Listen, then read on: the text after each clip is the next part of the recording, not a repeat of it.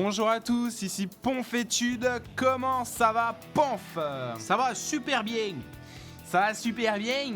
Et on commente notre ami Insolence. Donc Insolence, un joueur français qui vraiment a un bon niveau, qui joue un Protoss très pur, très sauvage comme ça. Face à Inu. Alors Inu, un joueur qu'on connaît un peu, qu'on a commenté une fois. Et qui avait joué Moro, qui lui avait opposé Dont beaucoup le de replay résistance. va pas tarder à arriver. Il n'est pas encore arrivé, ça sert à rien de browser frénétiquement la liste de replay. Il n'est pas encore paru. Ouais, et d'ailleurs le replay d'Insolence aussi n'est pas encore paru.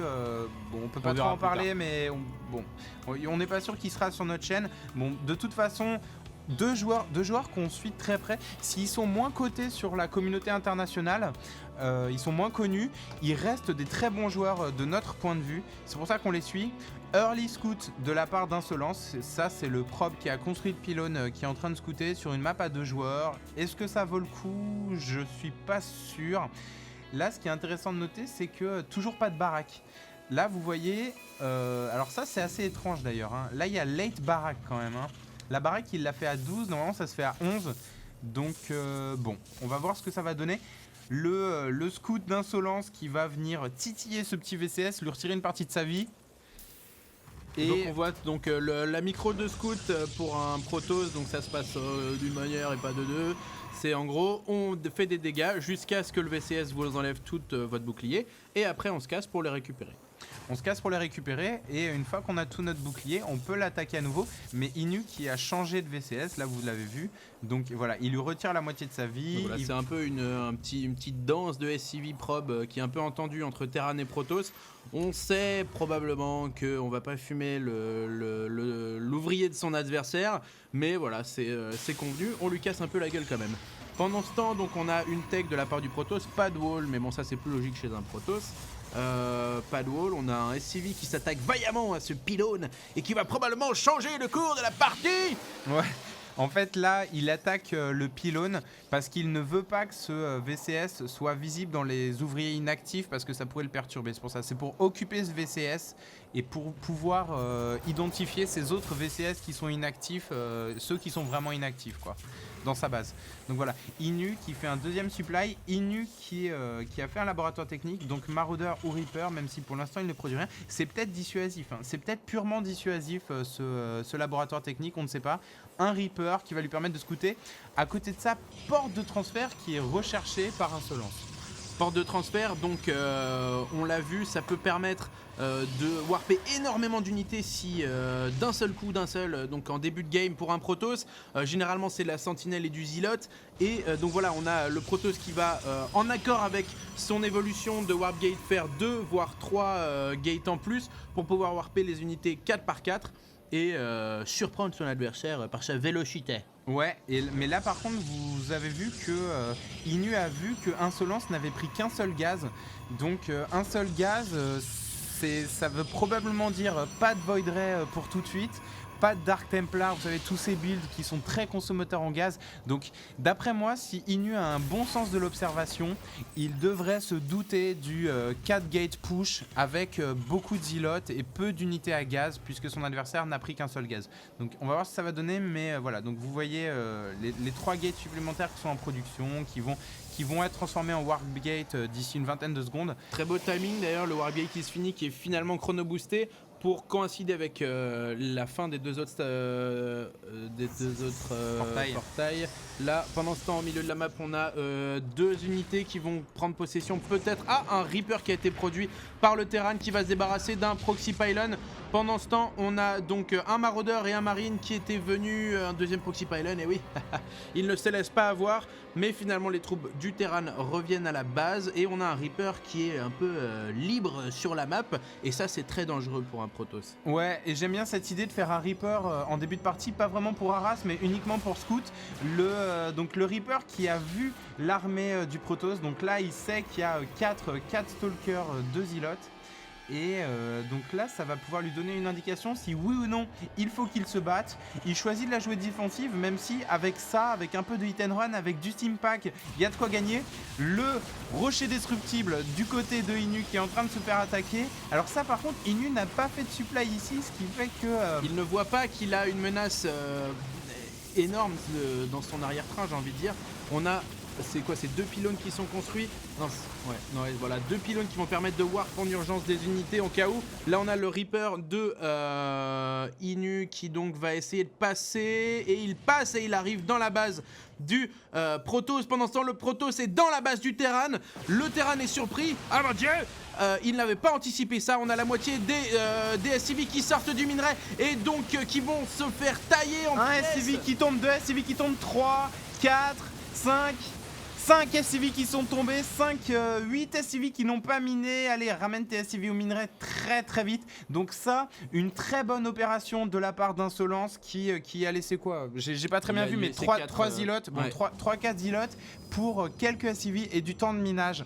Ça, dès que votre adversaire est Terran et sort ses VCS du minerai, c'est une très bonne opération de votre part. Donc voilà, on va voir ce que ça va donner, mais Inu devrait attaquer d'ici peu, déjà parce qu'il a montré sa tech, il a montré qu'il partait sur masse baraque. Ça veut dire que son adversaire, s'il est un petit peu réactif, devrait partir sur soit High Templar, soit des colosses très très rapidement pour contrer tout ce MNM. Et donc voilà. Et on voit que le Terran a donc 8 SCV en moins que le Protoss, donc un tiers des SCV en moins, donc c'est énorme, c'est-à-dire qu'il va miner beaucoup moins. Bon, les mules ne compenseront pas tout. Ah, si elles compensent complètement en fait. C'est cheaté les mules. Bref, en gros, donc le Terran qui peut moins miner que son adversaire, donc c'est quelque chose qui devrait profiter au Protoss. Ouais, mais Insolence qui... alors je pense que c'est parce qu'il a pris son deuxième gaz très tard, n'a pas fait le bâtiment pour faire des colosses. Et d'ailleurs, il s'oriente pas du tout vers Colosse puisqu'il fait un conseil crépusculaire. Alors ça, si je peux me permettre, c'est d'après moi un choix un petit peu moyen quand on a vu que son adversaire partait sur masse marine et maraudeur. Quand on a la possibilité de faire le bâtiment pour les colosses, puisque voilà, il a déjà fait son complexe robotique, de faire le conseil crépusculaire à la place du bâtiment pour faire les colosses, je trouve ça un choix un petit peu discutable. Moi je pense qu'il part sur Storm et que son bâtiment en fait il est là pour faire des observeurs quoi, le complexe robotique. Donc il va essayer de stormer tous les marines. Bon ça peut être un choix qui est pas mal. Non, ouais d'accord, mais Storm, c'est là il lui manque le conseil des High Templars, il lui manque l'upgrade pour Storm qui coûte une fortune en gaz. Donc voilà, je comprends pas trop. Bon, il fait Zealot Speed, mais est-ce que Zealot Speed c'est vraiment efficace contre les MNM? J'en suis pas convaincu. En tout cas, ce dont je suis convaincu, c'est que c'est clairement pas plus efficace qu'un colosse. Bref, on va voir ce que ça va donner. Inu qui scout, Inu qui ne voit pas d'expand, ça c'est une bonne nouvelle. L'observeur d'Insolence qui rentre dans la base. Alors, est-ce qu'Inu est attentive? Est-ce qu'Inu va le voir? Je ne pense pas qu'il l'ait vu. On peut déceler le passage d'un observeur quand il bouge, sauf que là il est placé pile au milieu de la base. Voilà, du Terran. Là il est complètement invisible. C'est-à-dire que le Terran ne va pas se scanner lui-même. Ouais, donc là regardez, là je me suis mis en vision Terran, vous voyez l'observeur est là. Voilà, c'est clairement invisible. Donc voilà, là l'observeur qui est très bien placé, qui va pouvoir visualiser l'armée Terran dans ses moindres détails et pouvoir voir quand est-ce qu'elle bouge. Là vous voyez, l'observeur a vu que l'armée bougeait, l'observeur en réaction est en train de suivre l'armée Terran. Mais combien de zilotes? Là c'est monstrueux quoi, il y a quoi? Il y a 19 zilotes. Du zilot templier j'ai l'impression. Et ce qui est une stratégie qui se respecte, c'est-à-dire que les ilotes vont consommer énormément de minerais, et les Templiers vont donc pouvoir pomper tout le gaz qui a été recherché. Cependant, voilà, le problème c'est qu'il faut que les Templiers sortent, premièrement, et que deuxièmement ils aient de l'énergie. Car un Templier sans énergie, c'est un Templier qui est seul. Donc en gros, il faut qu'ils les sortent maintenant, ces Templiers, pour qu'ils regagnent leur énergie, etc. Là, on a un Terran qui est agressif et qui va commencer donc à débloquer la petite porte de derrière, la petite boueuse comme on l'appelle, et qui va rentrer dans le Protoss. Un marine qui est envoyé en scout et qui va donc qui court rapidement, dis donc. Un marine toxicomane qui est donc rentré chez le Protoss. 2 maraudeurs aussi toxiques. s'agitent comme des facochères cocaïnabades, c'est Ah ok, les maraudeurs qui en fait ont attaqué pour que tous les zealotes utilisent leur charge sur eux. Je vous rappelle que la zealot charge a 10 secondes de cooldown. Honnêtement c'est bien pensé, Allez, fais-moi un peu de hit and run là, prends-moi 2 zealotes là-dessus. Non, On a un Templier qui n'a cependant pas assez, qui va tomber le Templier est tombé, il s'est fait backstab. Regardez, là, fais-moi la même. Avance un maraudeur, non, les zealots charge qui arrivent, allez, empêche-les de charger. Mais c'est bien joué là, regarde, il y a quand même plus d'unités qui tombent du côté d'Insolence. Insolence, la France, Insolence c'est la France qui d'après moi est en train de se faire dominer sur cette fight, même si c'est quand même assez tendu. Les maraudeurs qui tombent progressivement, mais c'est tellement tendu. Ouais, ils ont plus beaucoup de vie, ils peuvent encore steam pack, mais c'est tendu. Mais il y laisse beaucoup de ressources là. Insolence, il laisse vraiment beaucoup de ressources. Si on regarde les unités perdues, on peut voir que Insolence a perdu beaucoup plus de ressources. Bon, un peu plus de ressources que Inu dans cette partie. Ouais, donc 5 maraudeurs, 4 stalkers, ça va se jouer à la micro, c'est... Voilà. Et Inu qui est forcé de reculer. Est-ce qu'il continue? Insolence choisit de continuer. Il a la charge sur ses zealots, il va pouvoir rattraper cette armée. Et à côté de ça, Inu qui vraiment qui ne tech pas beaucoup. Il continue à produire néanmoins, alors que son adversaire s'est laissé un peu surprendre par cette attaque. On a 3 Templiers qui ont été produits chez le Protoss. Malheureusement, je ne suis pas sûr que l'Ubra